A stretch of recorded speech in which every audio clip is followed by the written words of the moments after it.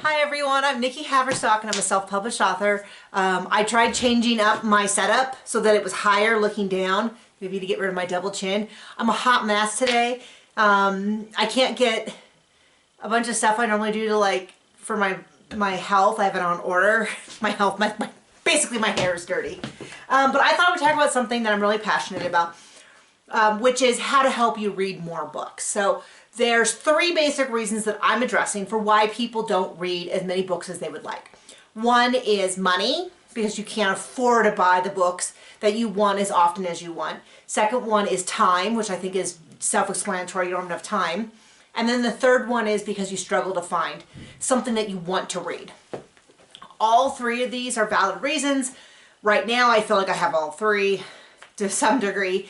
But I'm going to kind of address them, and I'm not going to address them like, here's your solution for one and here's your solution for another. Because a lot of times they're all intermixed. Nothing sounds good. Everything sounds expensive. You know, you're not sure what you want to read, and you can't afford to keep buying $20 books and then not like them, and then you don't have time to read them anyway. And so they're all kind of mixed together. So it is not a complete list, but it is a starting point for things that I've done that have helped me get from not reading at all to reading. I read maybe 40 books last year. I haven't read a ton this year. Year before that I read 110. And the year before that I probably read 5 again. So that was when I figured out what was going on. And it's very common to struggle, especially if you're a writer. You hear this all the time, which is, I don't have time to read, because all of your reading time turned into writing time. Or because you've started to learn about writing, you start to see all the bones in the books, and it's very distracting. So instead of reading and thinking, oh, I wonder who the killer is, you read it and you go, oh, that's interesting how they did that transition, or oh, this is telling and not showing. Oh, they're using the word said too much, and you start to see the structure of it. And that's super common for people who study creative writing, whether it's in school or not. So the first thing I'm going to address that helped me get out of my funk was the library system. This is actually the number one thing that helped me. I had never listened to audiobooks. This was multiple things at once, but I was talking to a friend and she's like, oh, because you live in Colorado, you can get an e-card to the Denver Library, which is a very large library. And what I've since discovered after doing some research is that many states, not all, but many states have a state library that you can join as a citizen of your state. So you can go ahead and look around. I can tell you in Colorado, you can get a Denver library card. We were able to hook up my mother-in-law with one within 2 weeks of her moving. I'm not sure what database they use, but they can clearly check to see if you're getting bills there, and you can get an e-card, and you do not need to go into Denver Library. Additionally, I have the library for my county. I have a card for that, and I have 2 cards for my local libraries. The small town I'm actually in that has an amazing library, and the next town over I also have one. And that does a number of things. One, obviously you're thinking, well, I can check out physical books, but what's the use of that? Almost every library that I've encountered has ebooks available and audiobooks that you can check out using an app on your phone. So the app that I use the most often is Overdrive.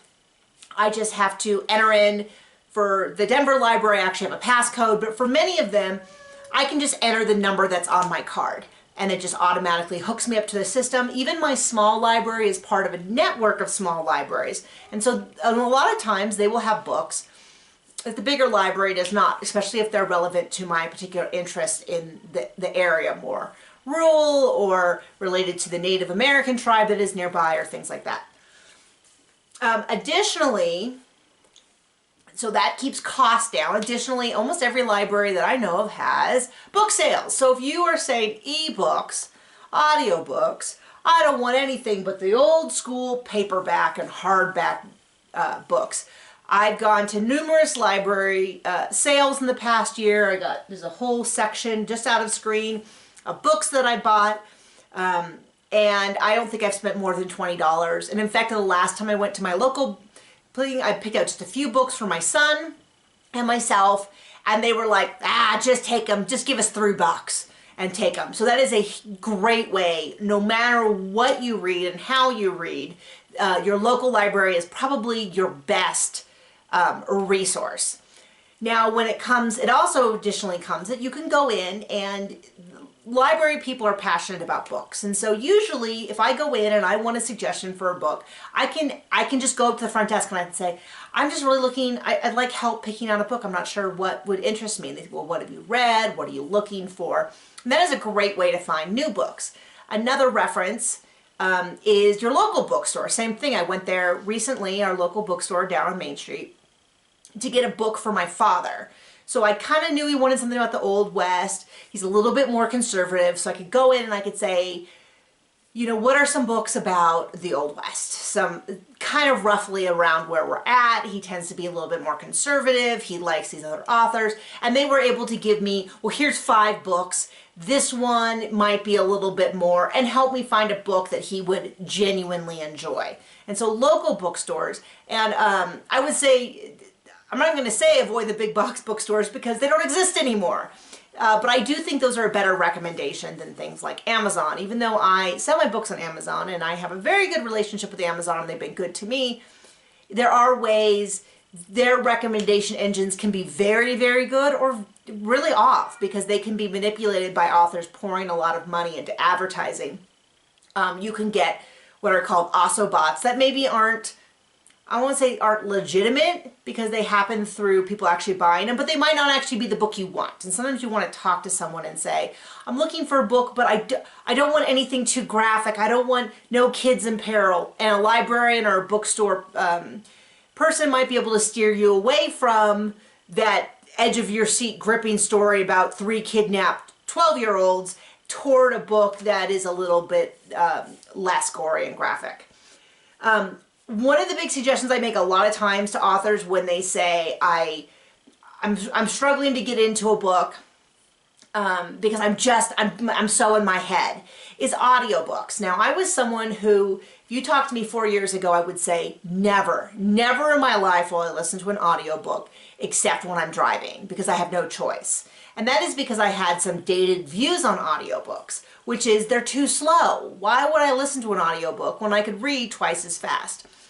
Well, modern day technology has it so that you can listen to an audiobook at any speed you want. So I listen to all of my audiobooks when I have earplugs in at 2 times speed, and if I'm like in a car at 1.5 speed to 1.75. They have the technology now to speed up the reading without turning. If you remember being a kid, I'm dating myself here, but if you remember being a kid and playing your tape recorder at fast and it sounded like a chipmunk, everything was really high. They now know how to shift it so that it sounds like a normal person just talking twice as fast. YouTube also has this feature. And I have found that this is a great way because the story keeps going whether I get distracted or not. And after a while, it turned my brain into like, okay, you don't have time to think about show versus tell and how many times said is used in dialogue terms versus action, dialogue tags versus action tags. You don't have time. You've got to pay attention. So that really helped me. Now combining that, audiobooks are usually, depending on, can be $15 to $25, which you might say, well, there's no way I can get into audiobooks. Let's go back to the library system. I was able to listen to 110 library books in 2018, which would be well over $1,000, probably $1,500 to $2,000 worth of audiobooks. And during that time, I bought virtually none of them. You can also get an Audible subscription. They give you a number of free books every month that you can borrow, combined with a number of free resources. I've used their guided meditation videos, stuff like that. I get that for my husband because while I love the library system, my husband is not quite as on board. And a lot of times if I listen to a really excellent nonfiction book, I will buy a copy to keep and to listen to over and over again. I've done that several times with some of my most favorite books. So I can really recommend audiobooks. Another recommendation is to go through your backlist, your collection of books. We all have these collections. I know some people don't like to reread old books, but if you are struggling to find books, if you get into a funk, sometimes going back and reading an old favorite, you read it differently. It's like putting on your favorite sweater. It's your favorite sweater because of the memories and the fit. maybe not be the most stylish of sweaters. It might not be something that you would buy new, but because it's, I don't know, the sweatshirt that you got during your senior year of college, it brings back all these happy memories. And so it's a little bit like that. So old books are like old friends. Now, when it comes to, so we've addressed to some degree the money factor and a little bit of the suggestion factor. Another thing you can do with suggestions is you can join Facebook groups or look for specific book groups that are focused on a genre that you like. Because I am a moderator for a mystery, thriller, and suspense reader group. You type that into Facebook, you can find it and try to join. And they are enthusiastic readers, and you can go into that group and you can say, and I have multiple times, I say, I want a mystery but nothing too graphic. I don't want the dog to die. I don't want, kids cannot be in peril. I will not stand it. I want justice to be served, and I kind of want them to be fun and funny. And I will get hundreds and hundreds of responses of people's favorite books, and I've gotten some of my favorite authors from those kind of suggestions. So going into a place like that, and in that particular group, authors really are highly discouraged from recommending their own books. So instead of being advertised to, you can get genuine people. It's very much like if you're not near a library, or your library doesn't, there's no one there who specializes in dystopian horror or time travel romance or whatever. So sometimes you have a very niche interest. You read a book, you really want a book like it. That it can be, and there you can also Google books like, and there's a lot of recommendation engines that specialize in finding you books that are like other books. I have mixed results with that because I really like funny books, but I don't find like every funny book. Now the last one is time. So finding time, the number one way that I have gotten to read more books, I've already mentioned it, but I want to address it a little bit more, is my audiobooks. So one of the reasons why I don't sit and listen to audiobooks, I move. So I have chores in the morning, we have dogs to feed, we have horses to take care of, we have yard work to do, occasionally we drive somewhere. That is where the audiobooks have been my real savior. That is where I listen to them the most. I put on my 2 times, I put in my earphones, and I get a little bit of quiet time. And I time that I would have spent listening either on the phone or listening to music, I now listen to audiobooks. So I hope that presents you with some solutions if you've been struggling to read more. And it seems silly because it's like, we love reading. You're watching this video because you love reading. But it can be at times we get out of the habit of prioritizing the things that are important to us. So I hope that helps.